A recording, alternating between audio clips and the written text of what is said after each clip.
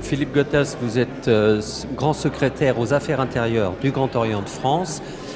Cette question-là de la transition écologique, ces questions de développement durable qui sont des questions prises en charge maintenant par le Grand Orient, qu'est-ce que ça change à l'intérieur des réflexions des francs-maçons ? Déjà, ça fait partie des commissions sur lesquelles les francs-maçons du Grand Orient de France travaillent, parmi les commissions que l'on a créées, une commission de réflexion sur les développements durables. Mais il faut dire que nous sommes une fédération de loges. Donc ça veut dire que les frères et les loges travaillent de leur côté pour ensuite se réunir et partager leurs connaissances et leurs réflexions. Ce n'est pas l'obédience qui va dire quelque chose, mais nous, ça va remonter des loges et ensuite on pourra communiquer. Et le but, c'est d'aller ensuite vers le monde profane et de donner ces réflexions humanistes, des réflexions en fonction des valeurs que l'on défend, des valeurs de laïcité, de liberté, d'égalité, de fraternité. Ça veut dire qu'au-delà de cette commission qui est dédiée au développement durable, il y a aussi du travail qui se fait dans l'ensemble des loges ? Absolument. Les 1300 loges à peu près du Grand Orient de France travaillent sur tous les sujets sociétaux. Nous sommes une obédience qui travaillons sur les sujets donc, sociétaux et aussi ritueliques. Sur des sujets symboliques et sur des sujets ritueliques.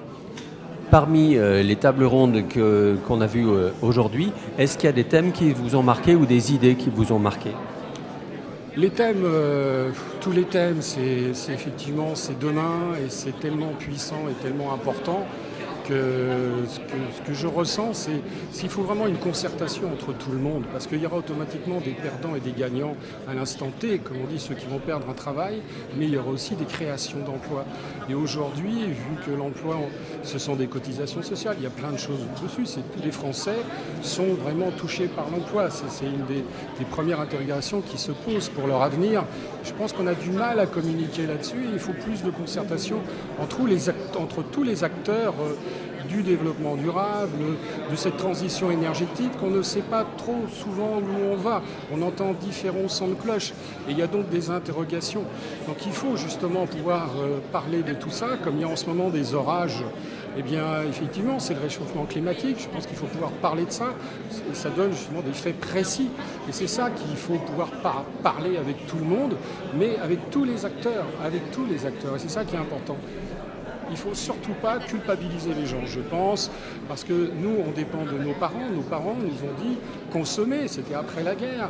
Donc nous, on va dire à nos enfants, faites attention, faites ceci, faites cela, mais on leur a mis aussi des téléphones, des tablettes entre les mains. Est-ce qu'ils vont nous le reprocher plus tard aussi ? Donc voilà, tous ces sujets sont importants. Donc on a besoin, générationnellement, de parler entre nous, de faire cette transition pour le futur.